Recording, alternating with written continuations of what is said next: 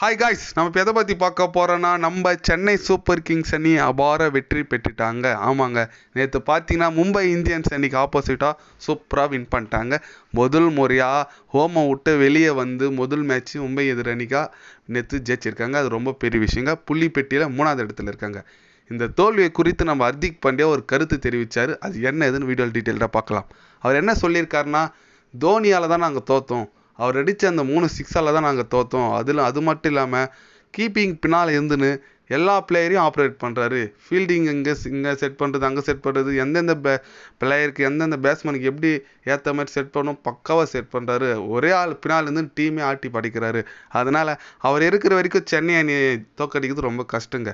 ஏன்னா சூப்பராக ஒரு பிளேயர் வந்தோடனே கணிக்கிறாரு.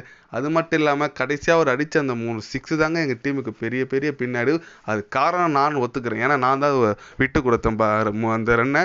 அவர் வருவார் இந்த மாதிரி அடிப்பார்னு எதிரே பார்க்கலங்க. கண்டிப்பாக ஹிட்டிங் மூடுக்கு போவாருன்னு தெரியும். ஆனால் இந்தமாரி தொடர்ந்து 3 சிக்ஸ் அடிப்பார் நான் எதிர்பார்க்கல. அதுதான் தலைன்றது. எந்த டைமில் எப்படி ஆடுவார்னு தெரியாது தலை.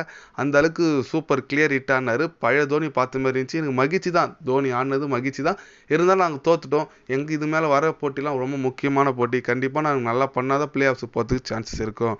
அது மட்டும் இல்லாமல் தலைக்கு நான் சல்யூட் போட்டுக்கிறேன். அவர் இந்த மாதிரி ஒரு பேட்டிங் இந்த வயசில் ஆடுறது ரொம்ப ரொம்ப கஷ்டம். நாங்களே அந்த வயசுக்கு அந்த மாதிரி ஆடுவோம் சந்தேகம் தான். அதனால் தலைக்கு நான் ஒரு சல்யூட் வச்சுக்கிறேன்னு சொல்லிட்டு நம்ம ஹர்திக் பாண்டியா சொல்லியிருக்காருங்க.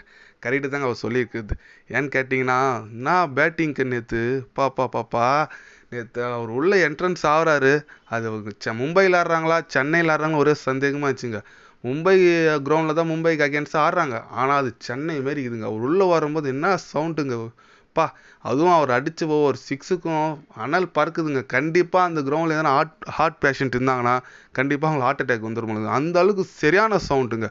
கண்டிப்பாக தோனி மாதிரி ஒரு லெஜண்ட் நம்ம இந்தியாவில் இருந்து ஐபிஎல் ஆடுறது ரொம்ப ரொம்ப நம்மளுக்கு பெருமைங்க.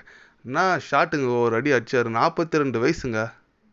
எந்த ஒரு 18 வயசு பையன் மாரி ஆடுறாருங்க, இளம் வயசு மாரி. இப்போ வந்த யங்ஸ்டார் அடிப்பாங்க பாருங்கள், அந்த மாதிரி வந்தோடனே பாரபாச்சி பார்க்காம அடிச்சார். சூப்பராக அடிச்சார். ஒவ்வொரு ஹிட்டும் கிளியராக இருந்துச்சு. எல்லாருக்குமே தோனியோட தரிசனம் கிடச்சிச்சு. டிவி முன்னே கண்டிப்பாக தோனி வரும்போது யார் யார் பார்த்தாங்களோ அவங்க கண்டிப்பாக லக்குங்க. ஏன்னா சூப்பராக அடிச்சார் மேட்ச். யாருன்னா சப்போஸ் தோனி ஷாட் பார்க்கலாம், அட்லீஸ்ட் சைடில் எக்ஸசைஸ் போய் பாருங்கள். தோனி அடிச்சது அந்தளவுக்கு கிளியர் ஹிட்டுங்க. 4 பால் 20 ரன் அடிச்சாருங்க. சூப்பர் ஷாட், ஒன்று சூப்பராக இருந்துச்சு. அந்த 20 ரன் தாங்க லாஸ்ட்டு ஜெயிச்சிது. சென்னை அணி ஜெயிச்சிது பார்த்தீங்கன்னா 20 ரன்லாம் ஜெயிச்சாங்க. சப்போஸ் தோனி வந்து அந்த ஒரு 4 பால் ஒரு 2 ரன் 3 ரன் அடிச்சு சொதப்பியிருந்தாருன்னா கண்டிப்பாக நம்ம சிஎஸ்கே அணி தோத்துட்ருப்பாங்க. இந்த மேட்ச் ஈஸியாக நம்ம மும்பை அணி வின் பண்ணிட்டு இருப்பாங்க. ஏன்னா 200+ ஒரு ஃபைட்டிங் டோட்டல் ஒரு மைண்டில் 200ன்னு ஒரு பெரிய ஸ்கோருன்னு இருக்குங்க. அதனால் அந்த ஒரு ப்ரெஷர்லேயே ஆட்டியிருந்தாங்கன்னா ஆரம்பத்தில் மும்பை நல்லா பண்ணாங்க. தோனி 10 ரன்னா கூட்டின்னு வந்தார். 10 ரன்னா சூப்பராக போட்டார். ஃபர்ஸ்ட் ஓவரே 2 விக்கெட் எடுத்து கொடுத்தார். 10 ரன்னா. அதனால் தோனி இருக்கிற வரைக்கும் அந்த மாஸ்டர் மைண்டு பிளான் போட்டு சென்னையை வெற்றி பெற வச்சார். அதனால் சென்னை இருக்கிற வரைக்கும் நம்ம சென்னையை தோனி இருக்கிற வரைக்கும் சென்னையை தோக்கடிக்கிறது சாதாரண விஷயம் கிடையாது. அதனால் தோனியை பற்றி நீங்கள் என்ன நினைக்கிறீங்க? அவரோட பேட்டிங் ஸ்கில்ஸ் எப்படி இருக்குது? இந்த வயசுல இப்படி ஆடுறாரு. அவரோட ஸ்கில்ஸை பற்றி நீங்கள் என்ன நினைக்கிறீங்கன்னு சொல்லிட்டு கமெண்ட் பண்ணிட்டு போங்க.